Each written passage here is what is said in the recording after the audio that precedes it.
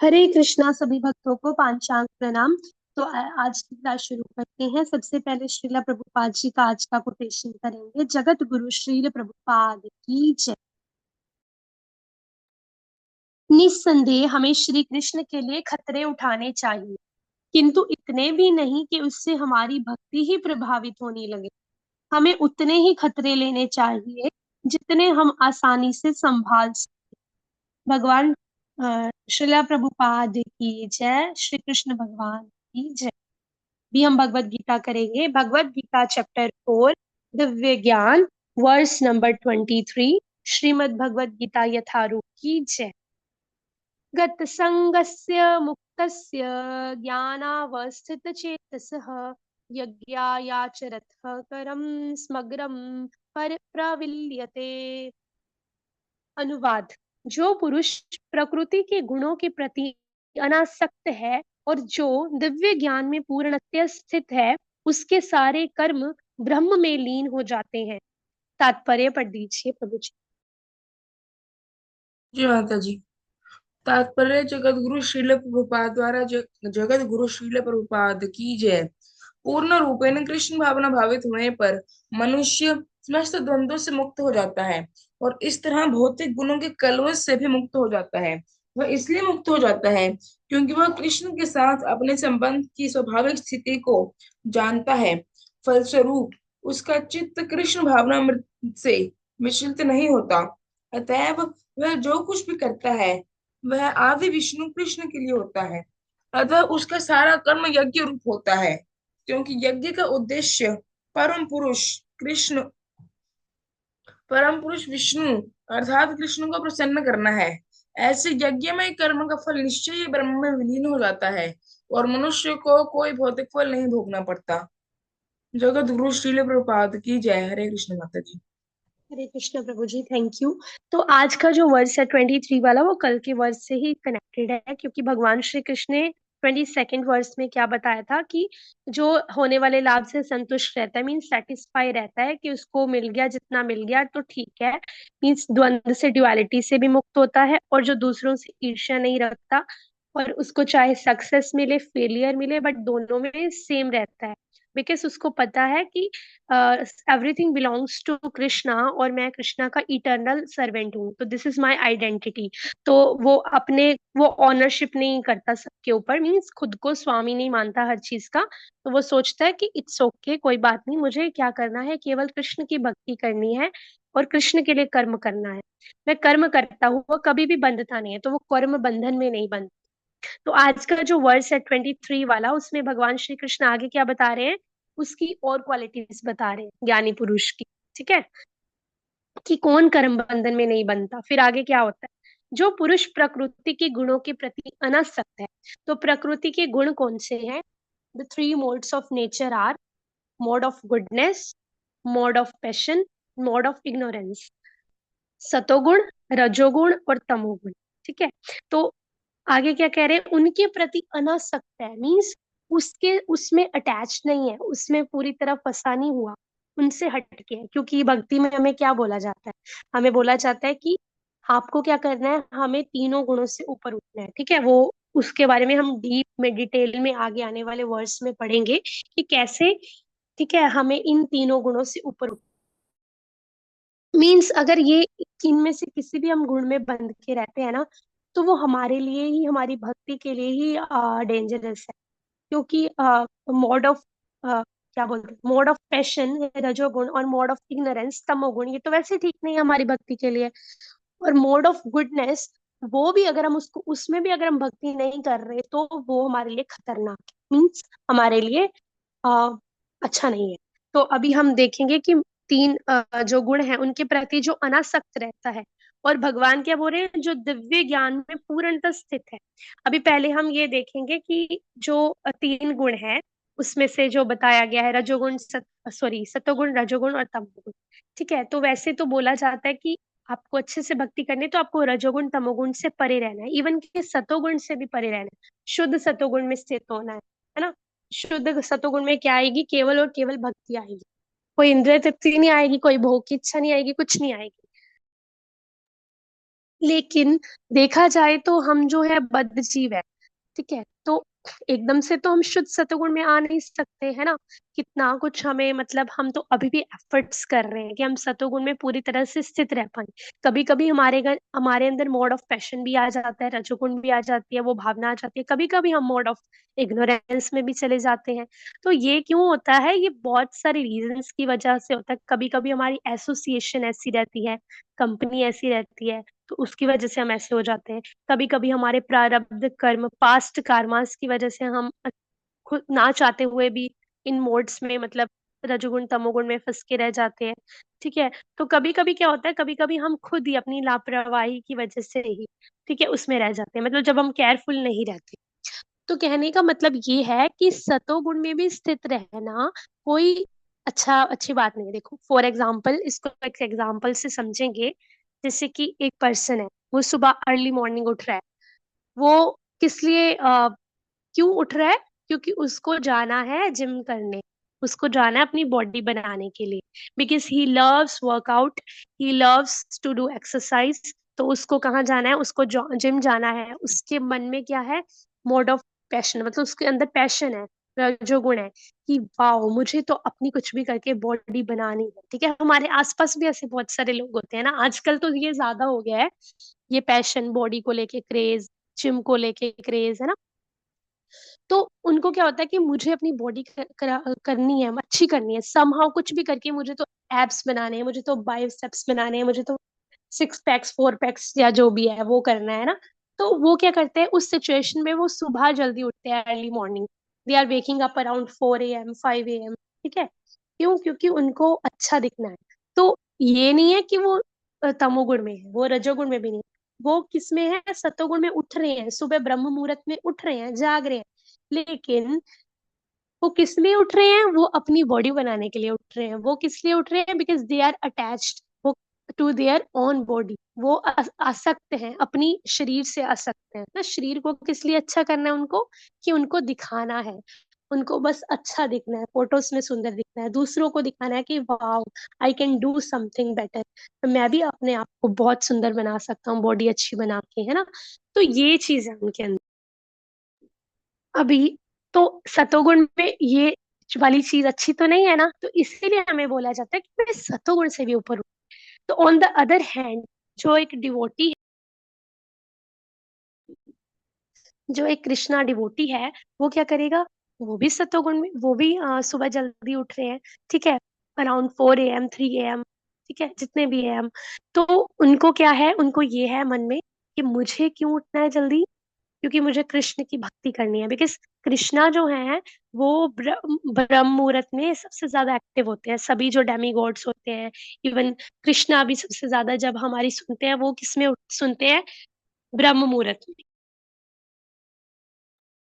And ब्रह्म मुहूर्त में क्या होता है? सब कुछ क्लियर होता है, मीन्स नो व्हीकल्स, ना ही कोई शोर शराबा, ना ही नॉइस पोल्यूशन, ना ही घर वालों का कुछ मतलब बीच में, है ना, इंटरफेरेंस। तो उनको होता है कि मुझे सुबह उठ के मी टाइम कृष्णा और मेरा टाइम चाहिए, मी टाइम चाहिए, मीन्स केवल और केवल कृष्ण के साथ।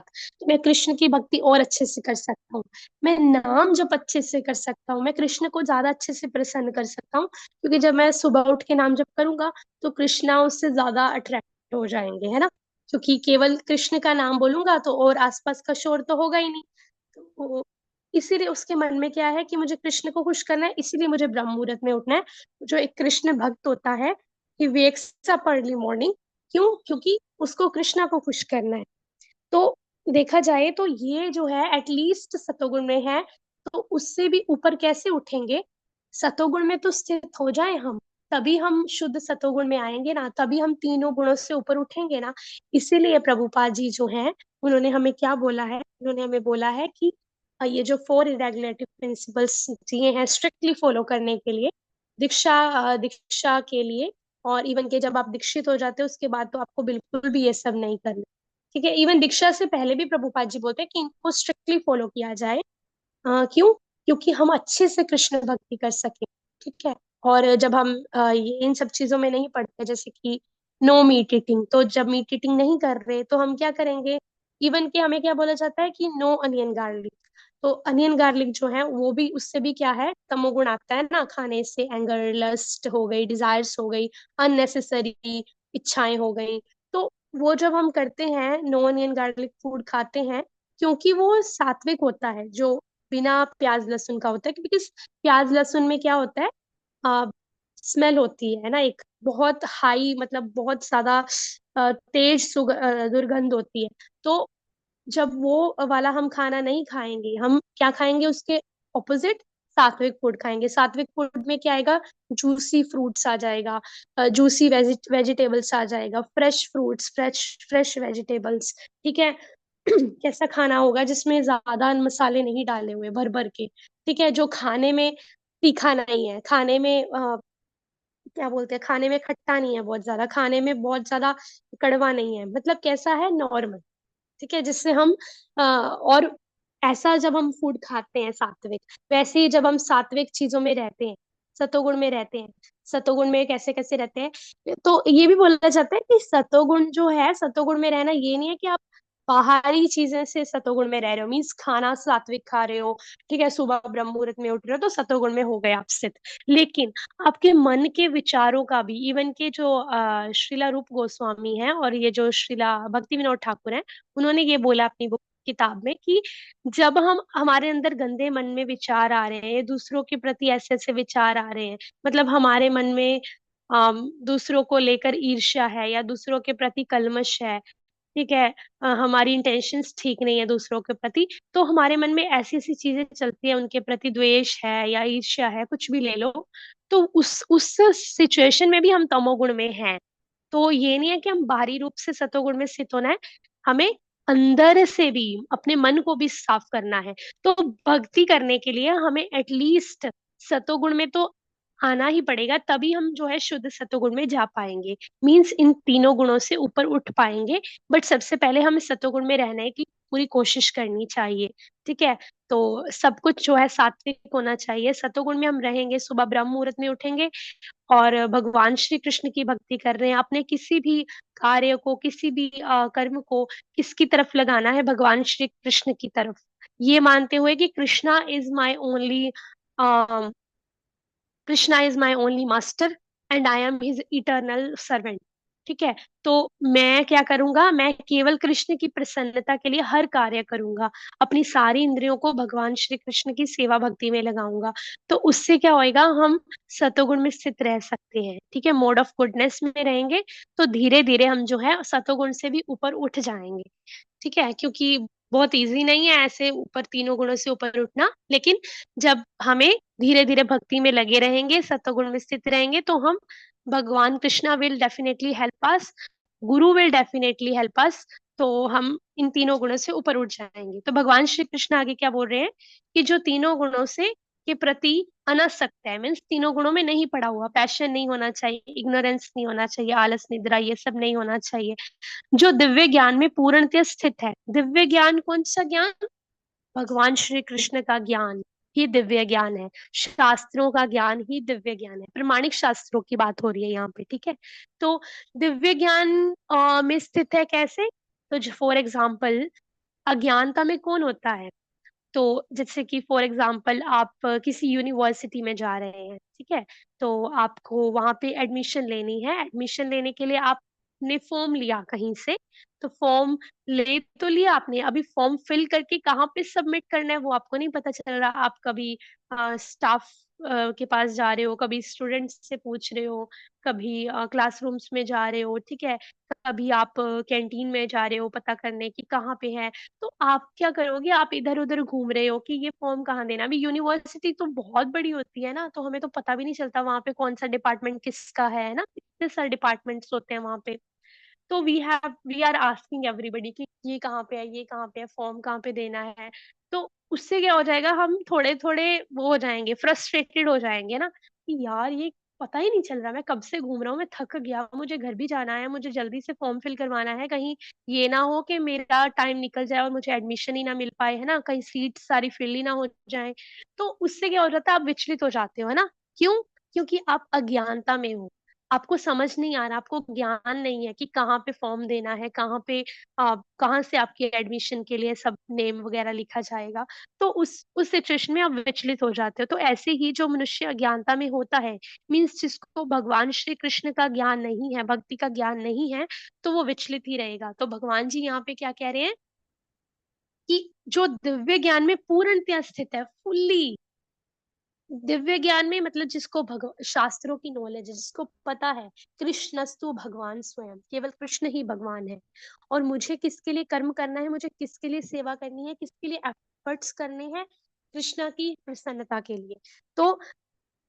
तो उससे हम क्या होता है, जब हम शास्त्रों को पढ़ते हैं, शास्त्रों से हमें पता चलता है कि कैसे हम भगवान की भक्ति में बने रह सकते हैं, कैसे हम भगवान श्री कृष्ण को प्रसन्न कर सकते हैं, कैसे हम वैष्णवों की, भगवान की सेवा कर सकते हैं। तो जो दिव्य ज्ञान में स्थित होता है पूरी तरह, और तीनों गुणों से मुक्त होता है, वो भी बता दिया कैसे, है ना। उसके सारे कर्म ब्रह्म में लीन हो जाते हैं। ठीक है, मीन्स सारे के सारे कर्म होते हैं, मीन्स जो भी कुछ करता है, वो किसके लिए करता है, आदि विष्णु मीन्स कृष्ण के लिए करता है, और ब्रह्म में लीन हो जाते हैं, मीन्स उसको उसके जो भी कर्मों के फल होते हैं, मीन्स जो भी फ्रूट्स होते हैं उसके काम के, वो भगवान श्री कृष्ण की तरफ चले जाते हैं। मीन्स उसको भौतिक चीजों का फल नहीं भोगना पड़ता, मीन्स उसके कर्म कट गए ना, उसको ना ही दोबारा से आना पड़ेगा ये जो कर्म, दोबारा से पास्ट कर्मास को भोगने के लिए, और प्रेजेंट कर्मास जो हैं, जो उसने किए हैं, उसके फलों को भोगने के लिए भी नहीं आना पड़ेगा उसको। ठीक है, तो क्योंकि उसके सारे कर्म किस में लीन हो गए, ब्रह्म में, मीन्स भगवान आदि विष्णु के लिए किया है ना, कृष्ण के लिए सब कर्म किया है, तो ब्रह्म में लीन हो जाते हैं सारे कर्मों के फल। तभी बोला जाता है कि फल की इच्छा नहीं रखनी। ठीक है, तो आगे क्या है, तो उसका जो मन होता है, जब वो दिव्य ज्ञान में स्थित होता है, तो उसका मन जो होता है वो विचलित नहीं होता। मतलब वो होता है ना विचलित, मतलब बेचैन नहीं होता वो, मतलब कंफ्यूजन में नहीं रहता, उसको पता होता है कि मुझे अभी क्या करना है। ये कैसे होता है, जब व्यक्ति कृष्ण भावना भावित, जब वो कृष्णा कॉन्शियसनेस में होगा, जब हम कृष्ण की भक्ति करते रहेंगे, कृष्ण की सेवा करते रहेंगे, तो हमारी जो स्थिति है, मीन्स हमारा जो नेचर है, हमारा बिहेवियर है, हमारी जो कंडीशन है, वो ऑटोमेटिकली ऐसी बन जाएगी कि हमें कर्म फलों की आशा ही नहीं रह जाएगी। क्योंकि हम कृष्ण के लिए जब कुछ करने जाते हैं, कृष्ण के लिए भक्ति करते हैं, सेवा करते हैं, तो हमें फल की इच्छा हमारे अंदर से चली जाती है। वो कैसे होगा, वो ग्रेजुअली होगा, भक्ति करने से होगा, सेवा करने से होगा, भगवान के नामों का प्रचार करने से होगा, भगवत गीता पढ़ने और सुनने से होगा, शास्त्रों को पढ़ने से होगा, श्रीमद् भागवतम का रटन पठन करने से होगा, ऐसे भक्तों का, डिवोटीज का एसोसिएशन करने से होगा। जैसे आप सब डिवोटीज का संग मुझे मिला है, तो वैसे ही जब हम ऐसे मंदिर में भी जाएं, तो इवन के जो हमारे प्योर शुद्ध भक्त हैं, उनका भी जब हम संग करते हैं, तो हमारे अंदर ये ऑटोमेटिकली ये जो चीजें हैं, मीन्स डिजायर, किसकी डिजायर, फल की डिजायर, फ्रूट की डिजायर, वो हमारे अंदर से चली जाती है। क्योंकि हमें पता है कि हमें जो भी कर्म करना है वो केवल विष्णु के लिए करना है, क्योंकि हम तो, हमारे लिए तो ये संसार बना ही नहीं है, हमारे लिए तो ये सुधार गृह है। क्योंकि एवरीथिंग बिलोंग्स टू कृष्णा, तो मुझे कोई भी फल की इच्छा यहाँ पे रखना मेरे लिए वेस्ट है, व्यर्थ है। ठीक है, तो ऐसा जब आप बार बार सुनते हैं ना, बार बार पढ़ते हैं ना, तो देखना आपको ये चीजें हिट करती हैं। तो अगर इनकेस आप कभी ये भी सोचते हो ना कि मुझे इसका रिजल्ट क्यों नहीं मिल रहा, तो आपको फिर ये वाला वर्ष याद आ जाएगा भगवत गीता का, कि हाँ मैंने ऐसे पढ़ा था कि हम भगवान कृष्ण के लिए कर्म करना है, खुद के लिए फल की इच्छा नहीं करनी। तो आप वहां पे संभल जाते हो। तो इसलिए क्या करना चाहिए, हमें प्रमाणिक गुरु को, गुरु की शरण लेनी है, और प्रमाणिक शास्त्रों को जो है सुनना है और पढ़ना है, और हमेशा हरे कृष्ण महामंत्र का जप करना है। जैसे कि प्रभुपाद जी क्या कहते हैं, always chant and be happy. ठीक है, हमेशा नाम जप करो हरे कृष्ण महामंत्र का, और खुश रहो। इसलिए हमें क्या करना है, केवल भक्ति में लगे रहना है। ठीक है, हरे कृष्ण कृष्ण कृष्ण हरे हरे, हरे राम राम राम हरे हरे। क्योंकि नाम में इतनी शक्ति है, तो कि वो हमारे अंदर अगर अननेसेसरी डिजायर्स आ भी रही हैं, तो वो उसको भी, वो जो है धीरे धीरे खत्म हो जाएंगे। ठीक है, ग्रेजुअली। तो हरे कृष्णा सभी भक्तों को पांचांग प्रणाम। आई होप आपको आज का वर्ष जो है समझ आ गया हो। किसी का कोई क्वेश्चन है तो वो पूछ सकते हैं।